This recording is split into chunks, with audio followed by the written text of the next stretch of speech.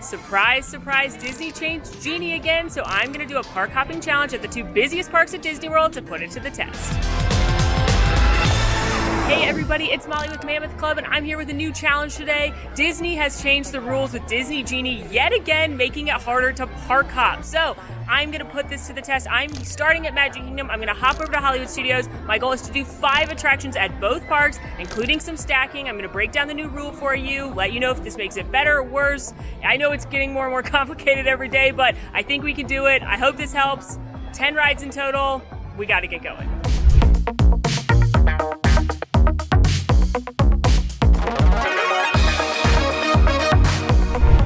Welcome to the Magic Kingdom. Now, before I can explain how Genie Plus has changed, I think we should do a little Genie Plus 101 refresher crash course. Genie Plus is the new system that rolled out a few months ago at this point, around the time of the 50th anniversary, and it is a paid replacement of the FastPass Plus service. There are several different options when it comes to the Disney Genie service. There's the free Disney Genie service, which provides free customizable itineraries in the app, as well as things like the tip board. There is Genie Plus, which is $15 per person per day. It allows you to skip the line at over 40 attractions across all 4 parks, and you can access the Lightning Lane once at each of these attractions with the Genie Plus service. And then there are what I call fancy rides, official name, individual Lightning Lane selections. This is one attraction at each park. That is an additional fee to skip the line. It's not included with Genie Plus. You don't have to buy Genie Plus to buy the fancy rides, and vice versa. But the change, the reason we're doing this, it's all about Genie Plus. It has nothing to do with fancy rides, and that's what we're putting to the test. When it comes to booking your Genie Plus attractions, anyone, Disney World Resort guests and not, can book their first attraction at 7 a.m. That hasn't changed. Additionally, for fancy rides, resort guests can book theirs at 7 a.m. Non-resort guests can book fancy rides at the time that park opens. None of that has changed. What has changed has specifically to do with park hopping. Previously, at 7 a.m., you could book your first attraction at a park you were hopping into, meaning the park you didn't have a park reservation for, and it would default you to the 2 p.m. or later time slot. The problem was that took away a lot of the middle afternoon evening slots from people that had park reservations at that park, and it was very hard to get things in the middle of the afternoon. So the change is that now you can still book Lightning Lanes in a park you're not visiting first or the park you're not in yet, but you have to wait until that return time is after 2 p.m. Confused yet? Which begs the question, can I still stack Lightning Lanes if I'm going to a park later in the day? How does the 120-minute rule work now? What does this look like in practice? And that's what this is all about. Stacking, I've done a few videos on this, is when you book things later in the day and then wait that 120 minutes and book other things every 2 hours. So that way by the time you arrive to the park, you have a stack of Lightning Lanes all ready to go. You can still stack using the new rule. However, it just has become a little bit harder. Because you have to wait until each attraction is after 2 p.m. for you to book it, if you're not in that park, you might end up waiting a while before you can book it, as opposed to right at 7. However, there are still some attractions that fill up quick, and you should still be booking them pretty early. For example, at 7 a.m. this morning, I was ready to book Slinky Dog Dash. At first it said I couldn't book it, but I refreshed it about 4 times, and then it let me book a Slinky Dog Dash after 2 p.m. Because it only took just those few minutes for all the time slots from park open to 2 p.m. to fill up. The same thing could be said for attractions like Remy's Ratatouille Adventure, Frozen Ever After, and Test Track over at Epcot. Those are still filling up pretty quickly within a few minutes of 7 a.m. However, here at Magic Kingdom and over at Animal Kingdom, things aren't filling up to 2 p.m. quite as quickly. So the pain is that instead of waking up at 7 and just being able to book and be good to go, you have to keep an eye on it throughout the day, which admittedly is very annoying. Now, where stacking comes into play is with the 120-minute rule. I feel like I'm teaching a collegiate class at this point. It is so confusing. Basically, you can book your next Lightning Lane for Genie Plus attractions when either you've used the first one expires because you didn't use it for some reason, or it's been 120 minutes since you booked the first one. To make it more complicated, that 120 minutes starts when the park opens. So for example, I booked Slinky Dog Dash at like 7:01 a.m., but Disney's Hollywood Studios doesn't open until 8:30. That means at 10:30, I can book another attraction. Oh, hello, Captain. That means at 10:30, I could book another attraction, and book another attraction I did. I booked Tower of Terror at 10:30 a.m., which meant at 12:30, I could book another attraction. So at 12:30, I booked Pirates of the Caribbean. And now I have a stack of 1 attraction here at Magic Kingdom and 2 at Hollywood Studios, and the rest I'll be trying to fiddle-faddle for as we go. That was a lot of information very quickly. I know this system's so complicated, but we're going to keep going over it throughout the video today. Just know that when it was 12:30 and I was able to book my 3rd lightning lane of the day, I did have to refresh a few times to get something closer to 12:30. There were a few things like Dumbo and Little Mermaid and some of the filler rides were closer, but I fiddle-faddled a little bit to get a ride I really wanted to do, and a Pirates for 12:45 popped up. Pirates of the Caribbean is my favorite ride here at the Magic Kingdom.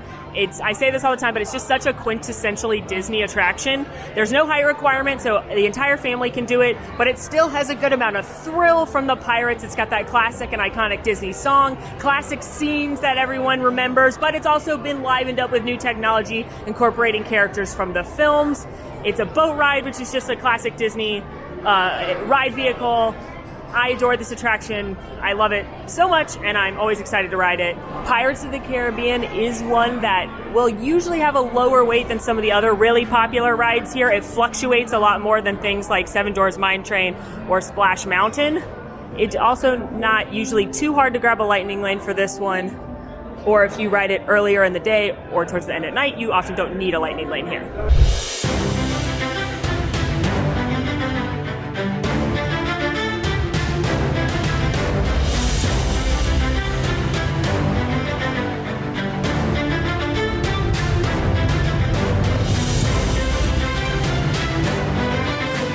If there's one thing I love about Pirates of the Caribbean, besides, the ride, it's the fact that every time I get off the ride, there's dads just like loving the shirts here.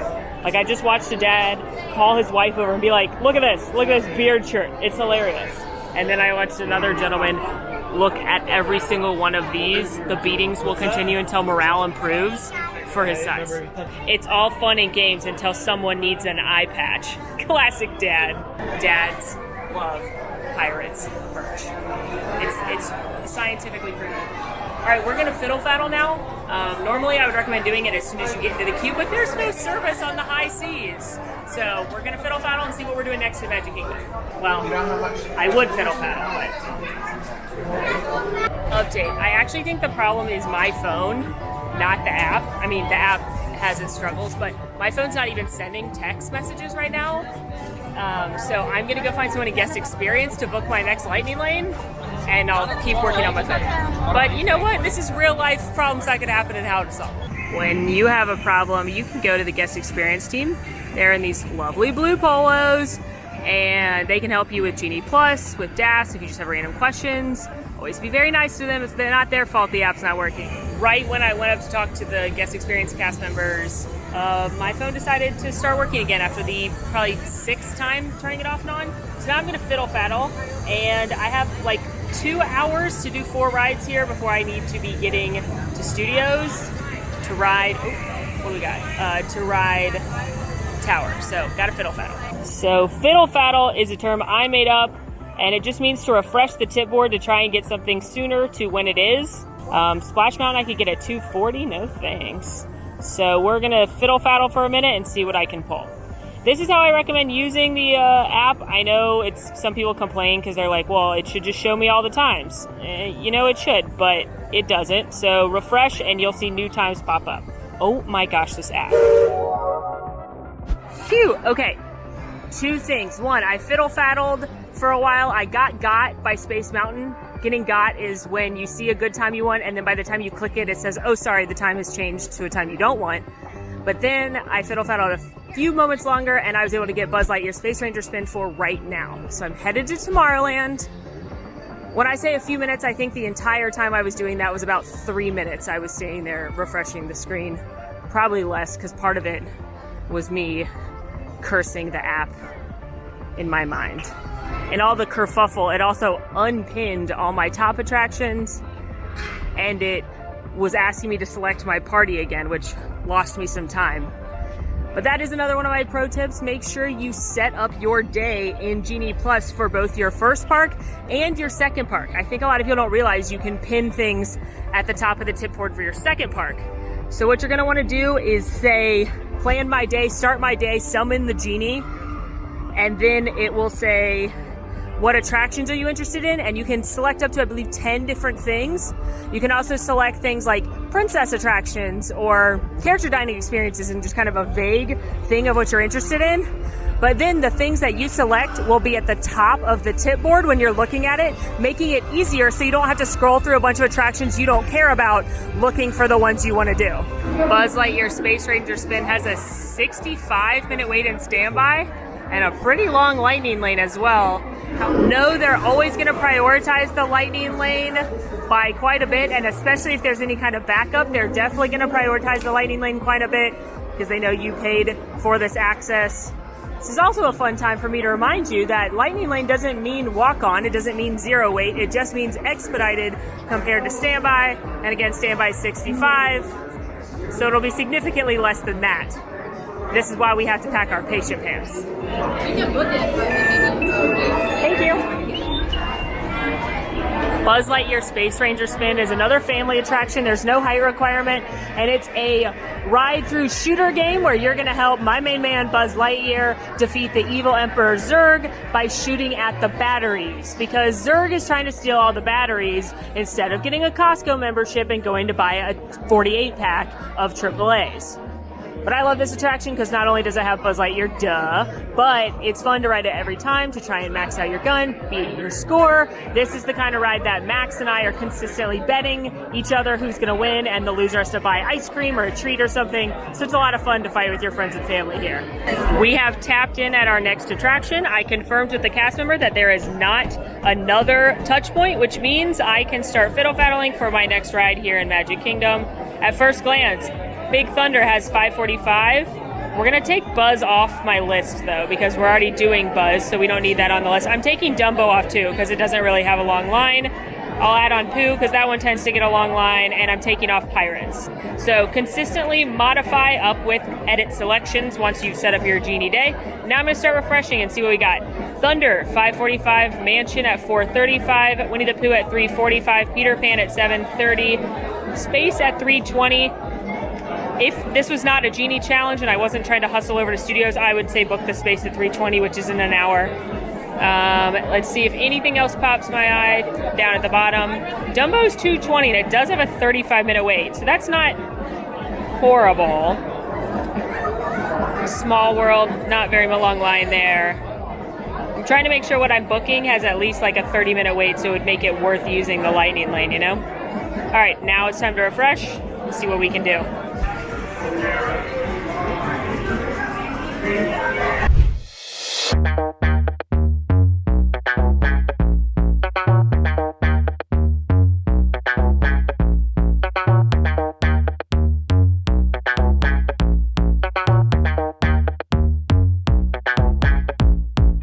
Not to brag, but I was a double galactic hero.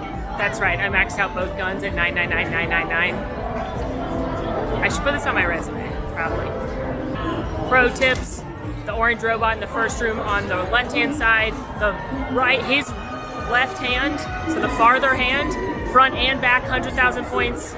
The volcano is 25 or 50,000 points in the next room. And in the room with Zurg at the big desk, the desk makes a V, it has a point at the end. The one at the end of the point's 100,000 too, so aim for those. Also, if you get a perfect score, if you become a Galactic Hero, make sure to tell the cast members at the merchandise shop at the exit, and they'll give you a sticker. I fiddle-faddled for the few minutes it took for me to get through the queue and on the ride, and I ended up booking that Dumbo. I saw some great things. Had this been like a perfect day type video, or if I was just here for fun, there was a space about an hour away. There was Peter Pan at one point for like 2 hours away. There were lots of great options if I wasn't doing a challenge video. So, as a friendly reminder, these challenge videos are just for fun, just to show you some tips and tricks and figure out how to best use the system. But the real way to succeed with Genie Plus is to do a mix of lightning lanes and standbys. So book that hour away Space Mountain, and then spend the next hour getting a snack, doing Carousel of Progress or Monsters Inc. Laugh Floor, and then do Space Mountain, and then book something else an hour or two away and fill in the time with, again, entertainment, theater shows, meeting characters, snacks, and that's really how to maximize your day here. Made it over to Dumbo. Now, Dumbo normally is one I say is a very good filler ride, and I don't recommend using your lightning lane here. It has, not only does it normally not get too long of a wait, it is 35 minutes right now, which is longer than normal. But the queue is indoors in air conditioning. It's a Dumbo circus-themed playground that your kids can run around in. They give you a restaurant-style pager and let you know when it's your turn to fly. So it's actually a really fun queue. It's probably the best interactive queue Disney has, because your kids will get to play, you get to sit in air conditioning, and it's quite nice and relaxing. I often see kids like not wanting to leave to come ride Dumbo. They're having so much fun in the playground. But in the case of this challenge, it had a long wait, and I'm trying to make up time from the phone disaster of Adventureland. The dream, of course, is to get the Clemson Dumbo, which is the orange and purple one. But today, in a challenge mode, it's not a top priority, but it's always a top priority. You know what I mean?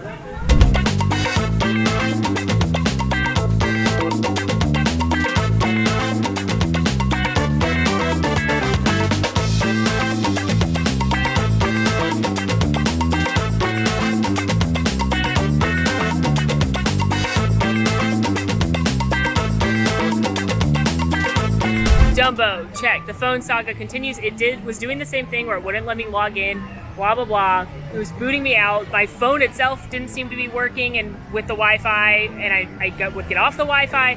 Anyway, I went to guest experience again, and I chatted with a very nice customer named Josh, who told me that they just did an update on the app, and for some reason it didn't install correctly on some people's phone. So the best thing to do was delete the app and reinstall it. So if you're having issues with it not letting you log in on the app, that's my recommendation to you. If you're having issues with the Wi-Fi, beyond the fact that the Disney Wi-Fi is not always the best because there's so many people trying to use it, he had me forget the network and then click it again, and then click the little info button on an iPhone and untoggle private and untoggle limit, and then it let me log into the Wi-Fi, and now it seems to be working perfectly. So shout out to Josh. Customers are the best. Be nice to them. And now let's fiddle faddle for something else. But we are very behind schedule because of my phone technology. I booked Under the Sea Journey of the Little Mermaid. I have about 10 minutes. This is one that, much like Dumbo, I don't know that you normally need a lightning lane. It does have a 30+ minute wait right now, so I wouldn't wait that long for it normally. However, again, we're making up for lost time with all this phone debacle. I gotta get over to Studios because my Tower of Terror and Slinky Dog passes are soon. So I'm hoping I'll still be able to ride them. All right, time for my lightning lane here at Under the Sea Journey of the Little Mermaid. This is how serious I am about getting to Studios. I'm willing to just willy-nilly see Ursula. Thank you.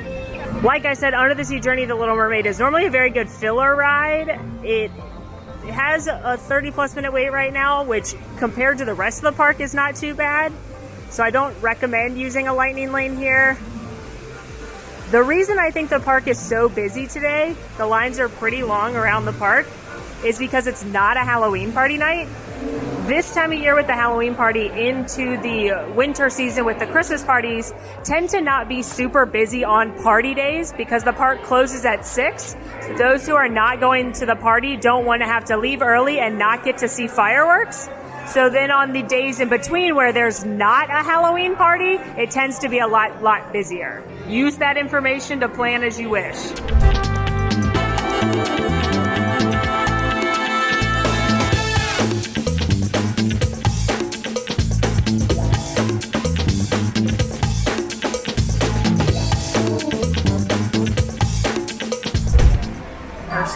She's so scary. Now I'm hiding kind of in the little DVC kiosk, fiddle-faddling for my last ride. I can get Small World in about 20 minutes, so I'm kind of holding off on that one. That's kind of in my back pocket. I'm looking at Thunder, Mansion, Winnie the Pooh, Mickey and Minnie, Peter Pan, or Space as well. Right now, Big Thunder has a 65-minute wait, and it's like an 8 o'clock return time.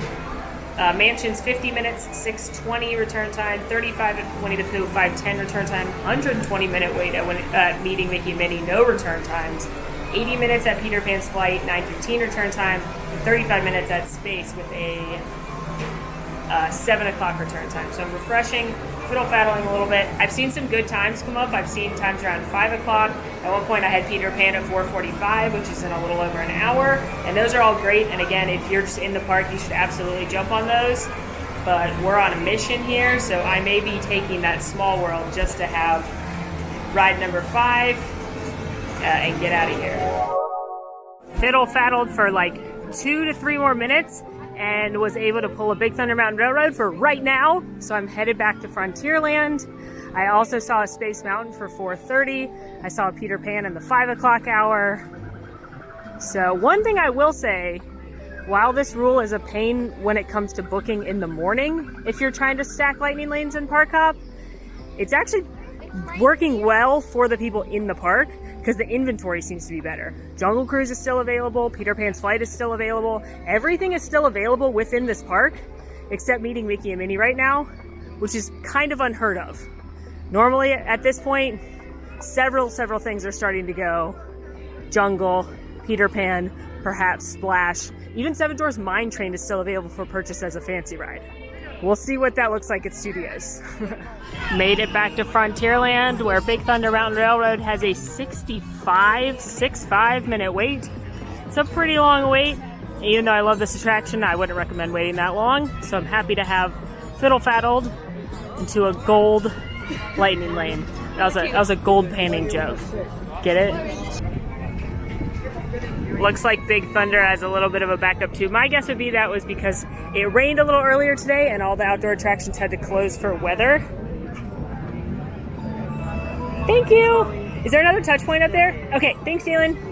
Whenever an attraction closes for weather and you have a lightning lane for it, they issue you a redemption pass, which means you can go back to that ride anytime when it reopens, or any other ride on the list whenever they're open. So that often means on rainy days you see an influx in people in the lightning lane after the rain because they're using those redemption passes.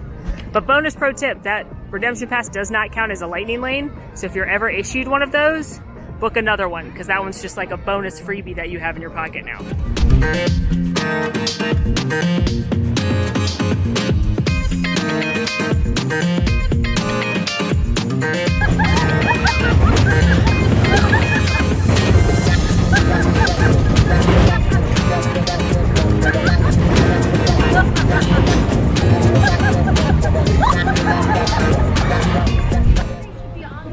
I just love that ride so much. It was made better by the party in front of me. The woman was like freaking out and screaming, and her husband, boyfriend, whoever was with her was like laughing and videoing her. So then I was laughing about that too.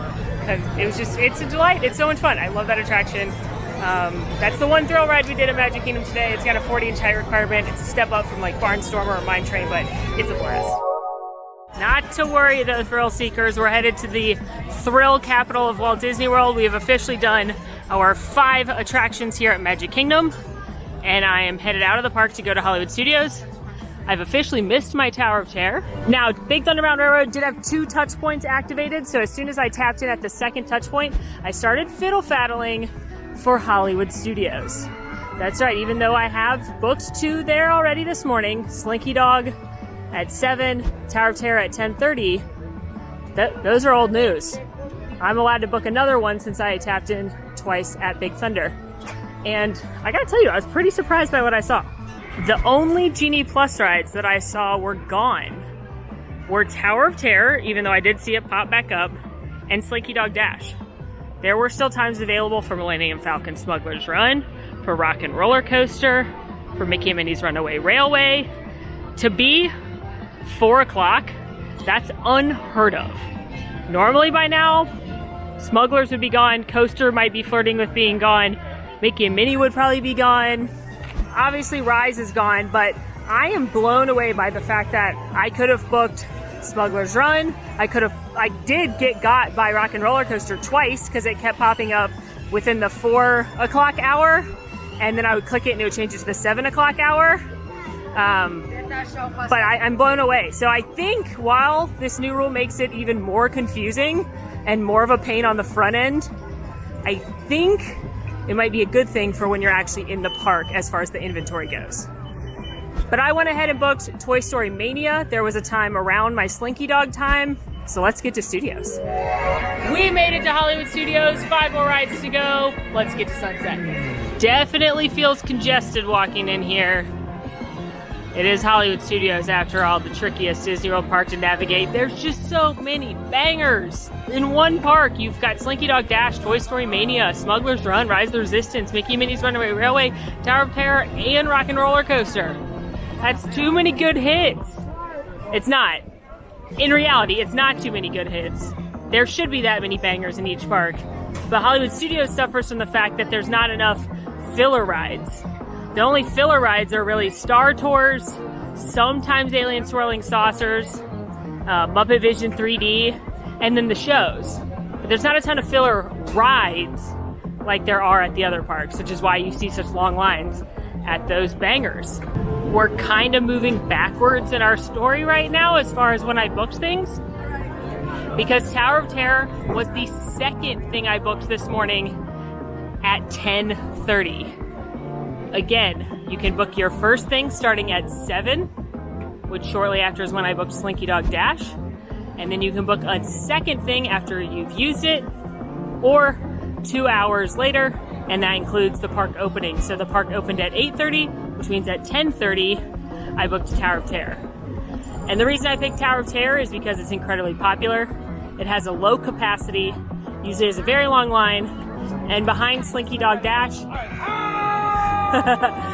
it's the second Genie Plus attraction to run out of lightning lanes for the day. Walking into the park, those are the only 2 Genie Plus attractions that are out for the day. Of course, Rise of the Resistance is out, but that's a fancy ride. So Tower of Terror is a very good one to prioritize when you're booking things. As a little bonus pro tip, set an alarm for when you're able to book another one. If you have engaged that 120-minute rule, if you ever need to know what time that is, try and book a different ride, and it'll say you're not eligible until X time. Hey, it's me. Disney changed Genie again about a week after I filmed this, and they added this small but wonderful feature. Now at the top of the tip board, you can see easily when you can book your next one. Mwah! Chef's kiss, we love this update. Okay, back to Tower. Set an alarm for that time, or 1 minute before, so that way you are ready to go, and you're not wasting any time. But Tower of Terror, one of the most popular attractions in all of Walt Disney World, and I'm a little late. I know there's a grace period. I don't know if they'll let me in, but we can try. Oh, okay, thank you. It worked. Yay. So I don't know what the grace period is on the back end. I assumed it was 15 minutes like it was with FastPass Plus. It's clearly a little bit longer. I don't think you can show up hours and hours late. And maybe it varies every day based on capacity and crowds, etc. What I'm trying to say is try to be on time. But if you can't, might as well try it. And if it doesn't work, be nice. Tower of Terror is one of the most popular rides and beloved rides in all of Walt Disney World. It has a 40-inch height requirement, and it's that drop elevator that puts you in the story of the Twilight Zone. For me, the ride is fun, but it's all about the theming. I think this is one of the best, if not the best, themed ride in Walt Disney World. The queue, the lobby, the library, it's over the top, it's incredible, it's amazing. It really puts you in another dimension. I'm obsessed with it. Thank you. You're welcome.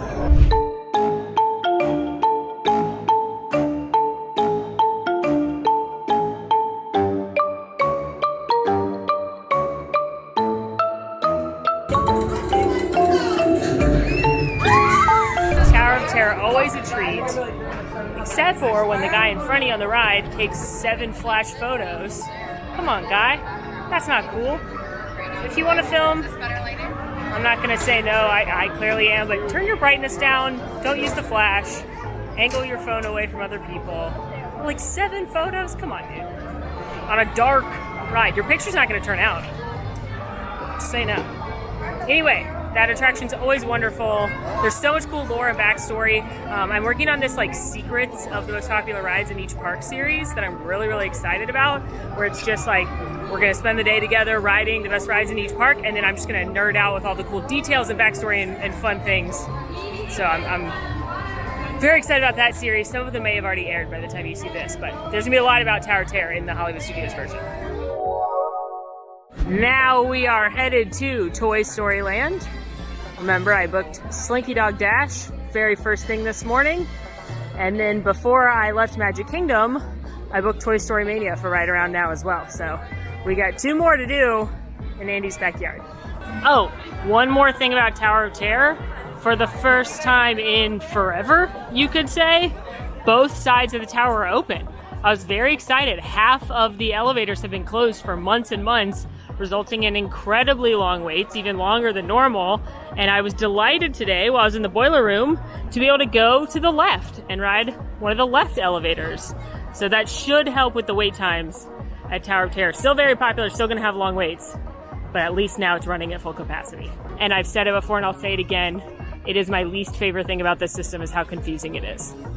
So the downfall is if you wanna book your first attraction as one that isn't quite as popular, it's gonna take a little bit of time, potentially past park open, for it to turn beyond 2 p.m. You can still stack them if you want, but it just might be a smaller stack. Slinky Dog Dash. Definitely the most popular ride in this park after, of course, Rise of the Resistance, but certainly the most popular ride on Genie Plus. I didn't even look at the return time. In fact, they changed it so you can't see the return times right at 7 anymore. It just says book if available. I think they're trying to prevent people from like waiting to book a later time and just like you get what you get and you don't pitch a fit. Kindergarten rules. But I just clicked it. It said you're not eligible yet because of park hopping. I clicked it again. You're not eligible yet because of park hopping. I clicked it a third time and it was like, congratulations, here's a Slinky Dog Lightning Lane. So if you are booking this one right at 7 a.m., just be on there right at 7 a.m. and just keep clicking it. And then eventually, likely very, very soon after, you'll get one. Slinky Dog Dash has a 38-inch height requirement, but it has a little more bark than it looks like. And yeah, I'm gonna make that joke in every video. I hope you enjoy it. But this is the kind of kid-friendlier coaster here in studios, especially compared to something like Rockin' Roller Coaster. But it's really, really fun. It's really cute. It gets an incredibly long line. So if you're not going to book a Lightning Lane, either come do it as part of early park admission as a resort guest, or do it last thing at night, which is my favorite piece of advice because this land looks amazing at night.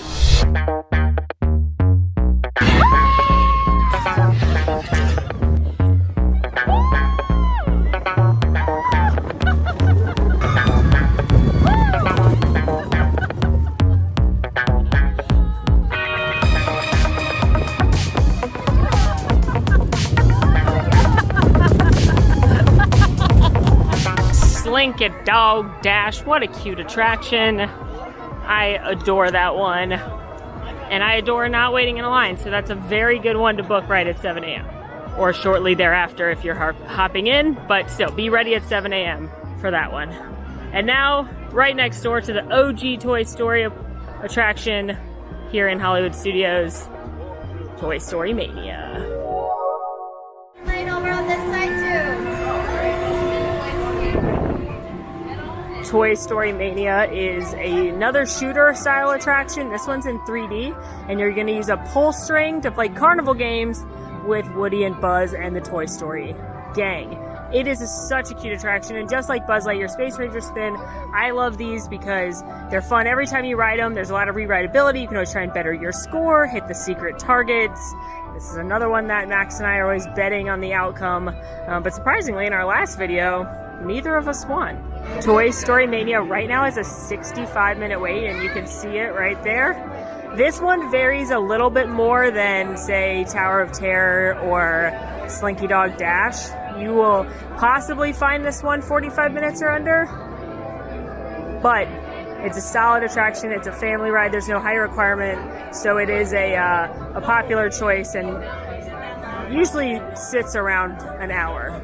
Riding this one in the morning is not a bad move. If you were to ride Slinky Dog and then this first thing in the morning, you could probably knock both out pretty quickly. While we're in the line waiting to get to the front, here's another pro tip. Make sure if you want your attraction selections pinned to the top at your second park, that you scroll down to the bottom of My Disney Day and do plan for your next park. Click that. Pick where your next park is. It will let you have a slider bar of the time. Earlier today I picked 2 to 9, but of course I didn't get here till later, but it'll let you pick what hours you think you're gonna be here. Click continue, confirm your party, and then it'll let you pick attractions just like your first park. So I'm looking at Mickey and Minnie's, Smugglers, Rockin' Roller Coaster. I can uncheck Slinky and uncheck Toy and Tower. And then now those will populate at the top of my tip board. And I can fiddle faddle for something now. All right, it looks like Mickey and Minnie's has a 90-minute wait, 8:15, which is in 3 hours. Smugglers has an 80-minute wait, 8 o'clock for the Lightning Lane. It's amazing to me that that's still available. Rockin' Roller Coaster, 45-minute wait, it's gone. I know they had some downtimes earlier, so I'm hoping it comes back. Alien Swirling Saucers I could get for like right now-ish or in 15 minutes. I don't really want to ride that though. And then a bunch of the shows are over for the day, so they're not going to have any more Genie. And Olaf is done for the day, and he's out too. Slinky's out. Star Tours I could do right now, but it only has a 5-minute wait. So I'm kind of hoping to do, I guess, Smugglers and Mickey and Minnie's, or Mickey, Minnie's, and Coaster.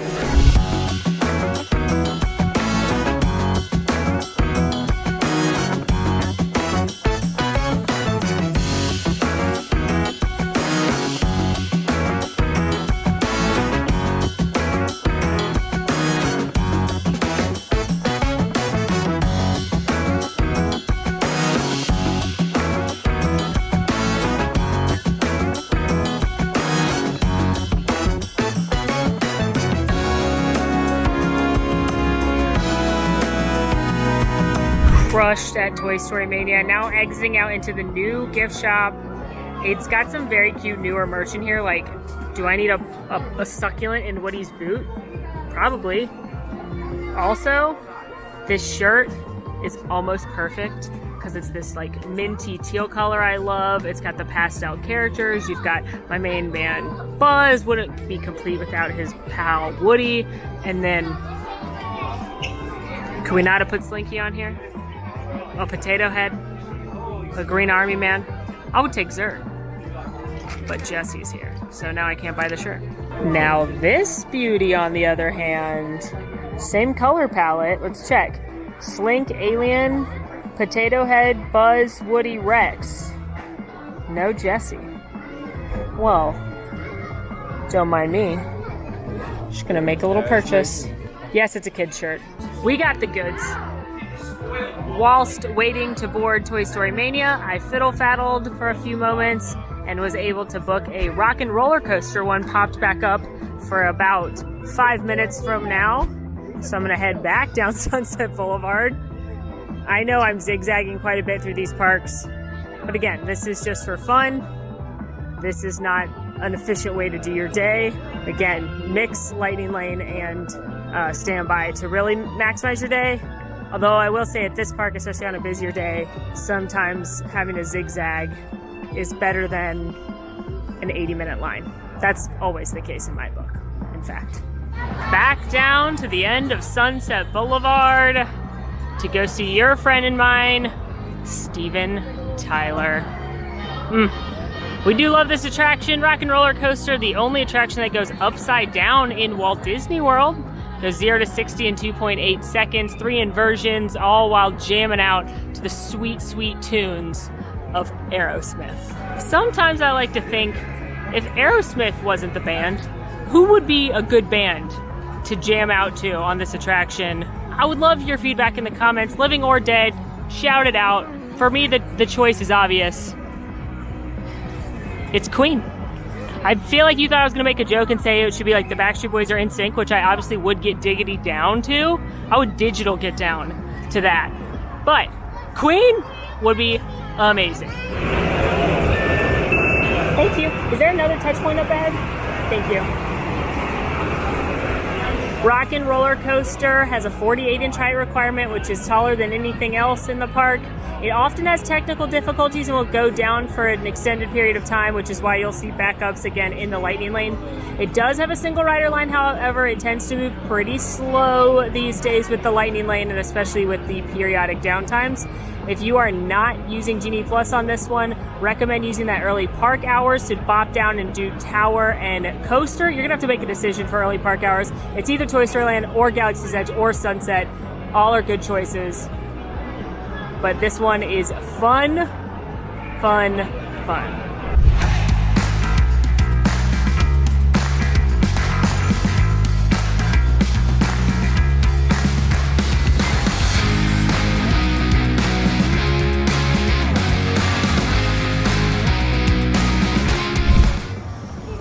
Rockin' Roller Coaster check. I do love that ride. I haven't ridden it in a while. So much fun every time. Definitely glad to have a lightning lane because it was up to a 95-minute wait. Again, I had a downtime earlier, so then it gets backed up.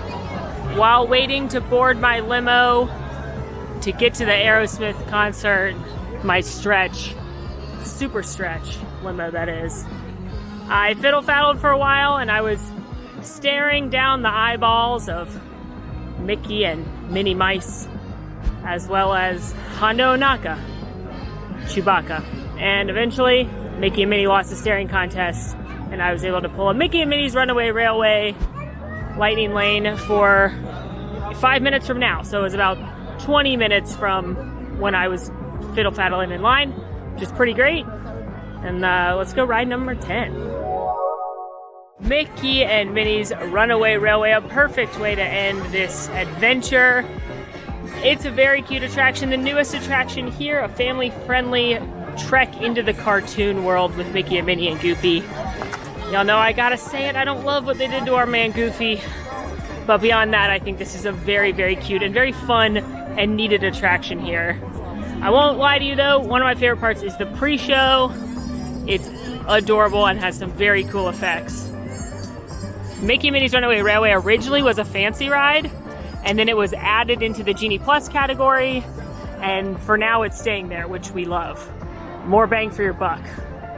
Additionally, the lines are starting to drop at this park. It's headed towards the end of the night. There's not a real nighttime show at Hollywood Studios right now. There's the projection shows here on the Chinese Theater, but Fantasmic's not back yet. The Star Wars fireworks aren't back yet, so people do tend to fizzle out in the evening time, the late afternoon evening time, and you should be able to get on some of these popular rides without too long of a wait if you don't have Genie Plus. Like right now, Mickey and Minnie's is sitting at 40 minutes.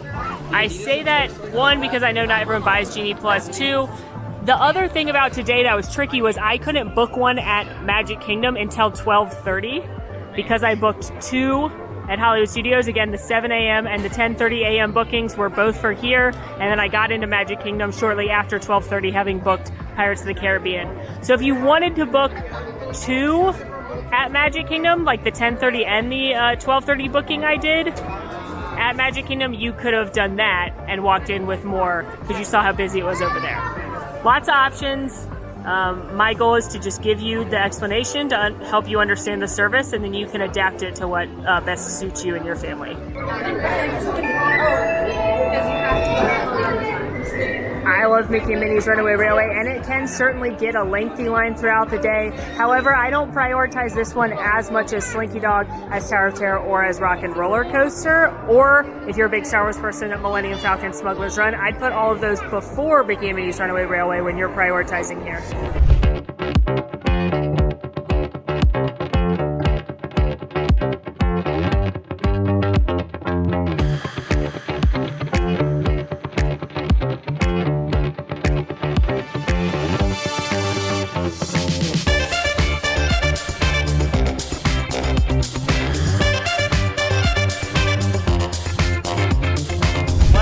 friends, we did it.